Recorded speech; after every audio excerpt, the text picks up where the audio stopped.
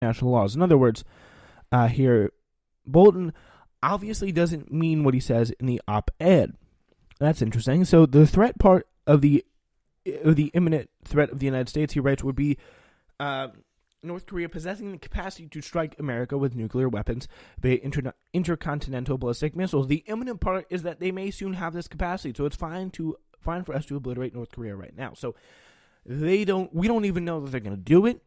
They haven't really expressed, other than provoked by other people, Donald Trump, they haven't really expressed any true desire to the threat. So I'm sure it's saying, like, the threat is real.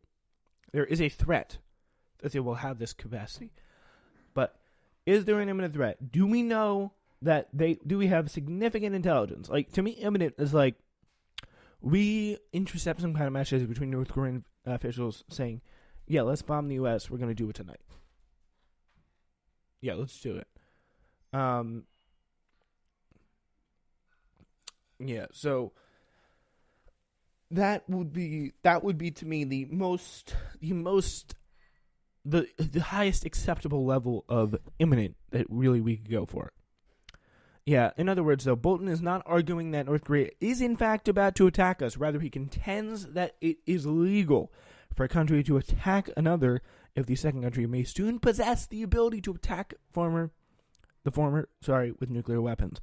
But this would obviously mean that it's legitimate for Kim Jong-un to attack the nuclear-armed U.S., particularly after Trump threatened to totally destroy the United North Korea at the UN. So, indeed, by Bolton standards, it would be okay for any country on Earth to immediately nuke the U.S. So that's a little bit worrying. Like, this is not some crazy crackpot who only writes once a year for the Wall Street Journal.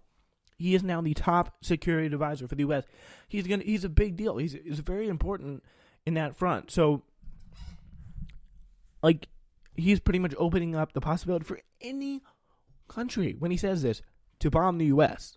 Like, if you look by his standard here, an imminent threat, like, the threat's already imminent for every other country in the world, especially North Korea, whom Trump threatened to destroy, literally, quote, totally destroy at the United Nations. So, if Bolton's rhetoric is not aimed at the UN, who is it aimed at? The likely answer is Congress, plus Bolton's potential rivals, the more dovey people, and by the way, they're still hawks in the executive branch. Congress shall have the power to declare war. That's Article 1, Section of the Constitution. James Madison, the Constitution's main architect, explained that the United States must maintain a rigid adherence to the fundamental doctrine of the Constitution, that the power to declare war, including the power of judging the causes of war, is fully and exclusively vested in the legislature. So he's putting that out there. He wants to change the definition, and that's a little bit worrying. So why? Madison said, because the history of human beings shows conclusively that the executive is a department of power most distinguished by its propensity to war. Hence, it is the practice of all states in proportion as they are free, disarm the propensity of its influence. So they want everyone to have a say. All representatives of the states, they're going to war. John Bolton is trying to change that, and that should be very worrying to everyone who does not want to see North Korean war. All right, so yeah, we will be. That's it. That's it for us today.